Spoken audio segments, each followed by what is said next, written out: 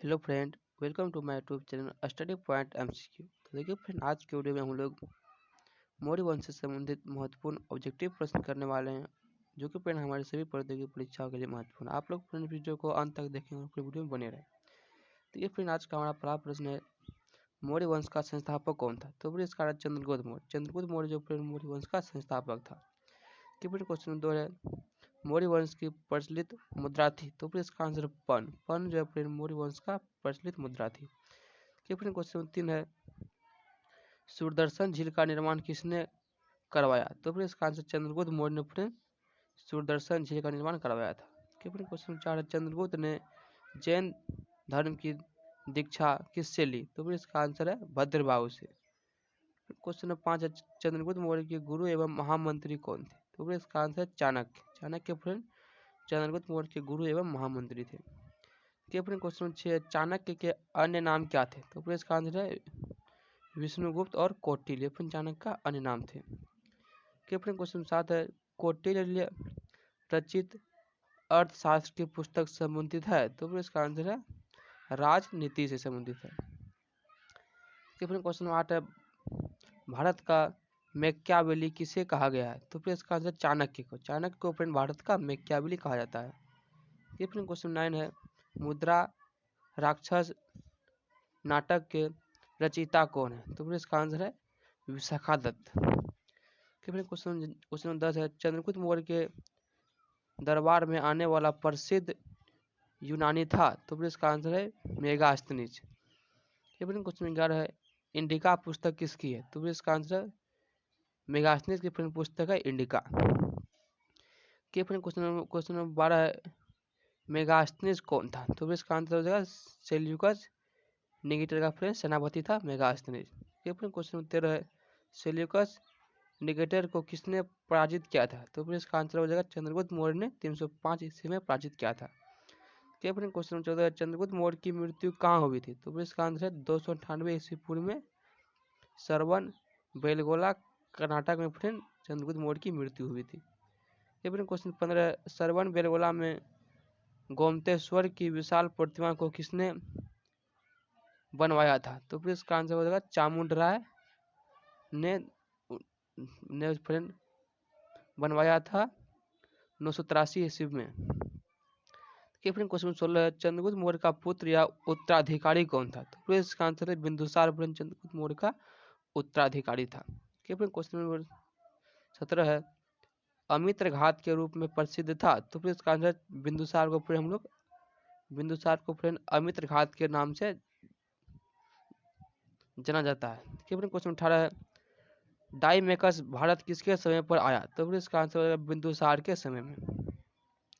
Question 19 है, बिंदुसार अनुयायी था? तो फिर इसका आंसर हो जाएगा आजीवक संप्रदाय का। फिर क्वेश्चन 20 है, बिंदुसार का पुत्र या उत्तराधिकारी कौन था? तो फिर इसका आंसर अशोक।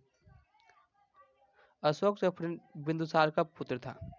फिर क्वेश्चन 21 है, अशोक मगध की गद्दी पर कब बैठा? तो फिर इसका आंसर हो जाएगा 269 ईस्वी पूर्व में अशोक जो है मगध की गद्दी पर बैठा था। फिर क्वेश्चन 22 है, अशोक ने धर्म स्वीकार किया था? तो फिर इसका आंसर हो जाएगा कलिंग युद्ध 261 ईस्वी पूर्व के बाद। फिर क्वेश्चन 23 है, अशोक ने बौद्ध धर्म के प्रचार के लिए श्रीलंका किसे भेजा था? तो फिर इसका आंसर हो जाएगा पुत्र महेंद्र एवं पुत्री संघमित्रा को। फिर क्वेश्चन 24 है, शिलालेखों का प्रचलन किसने प्रारंभ किया? तो फिर इसका आंसर हो जाएगा अशोक ने।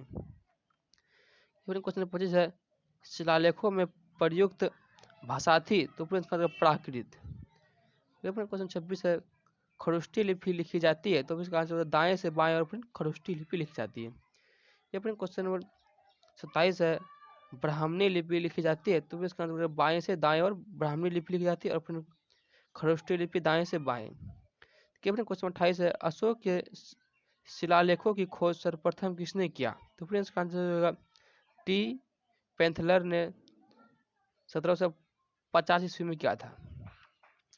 फिर क्वेश्चन 29 है, अशोक के शिलालेखों को सर्वप्रथम किसने पढ़ा था? तो फिर इसका आंसर हो जाएगा जेम्स प्रिंसेप ने 1837 ईस्वी में फिर पढ़ा था।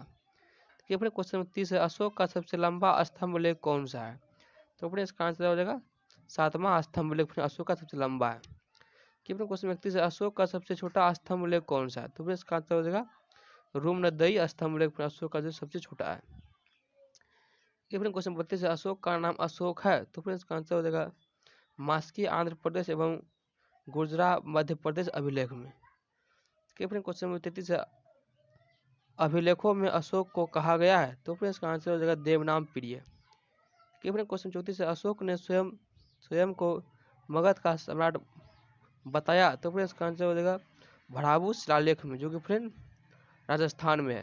कि अपने क्वेश्चन 35 है कलिंग युद्ध का वर्णन किस शिलालेख में है? तो फिर इसका आंसर होगा 13वां शिलालेख। कि अपने क्वेश्चन नंबर 36 है सांची स्तूप का निर्माण किसने करवाया? तो फिर इसका आंसर हो जाएगा अशोक ने। कि अपने क्वेश्चन नंबर 37 है सांची स्तूप कहाँ पर है? तो फिर इसका आंसर हो जाएगा मध्य प्रदेश में। कि अपने क्वेश्चन नंबर 38 है भरहुत स्तूप कहाँ पर है? तो फिर इसका आंसर हो जाएगा मध्य प्रदेश में। कि अपने क्वेश्चन नंबर 39 है श्रीनगर की स्थापना किसने किया? तो फिर इसका आंसर हो जाएगा अशोक ने। क्वेश्चन 40 अशोक की मृत्यु हुई थी? तो फिर इसका आंसर हो जाएगा 232 ईस्वी पूर्व में जो अशोक का मृत्यु हुआ था। तो क्वेश्चन नंबर 41 है मौर्य वंश का अंतिम शासक कौन था? तो फ्रेंड्स इसका आंसर हो जाएगा वृद्धदत्त। तो फ्रेंड्स क्वेश्चन 42 है शुंग वंश की स्थापना किसने की थी? तो फ्रेंड्स का आंसर हो जाएगा पुष्यमित्र शुंग ने फ्रेंड्स शुंग वंश का स्थापना किया था। फ्रेंड्स क्वेश्चन 43 है शुंग शासकों की राजधानी थी? तो फ्रेंड्स इसका आंसर हो जाएगा विदिशा। फ्रेंड्स क्वेश्चन 44 है पुष्यमित्र शुंग ने अश्वमेध यज्ञ करवाया था? तो फ्रेंड्स 2 बार पुष्यमित्र शुंग ने अश्वमेध यज्ञ 2 बार करवाया था।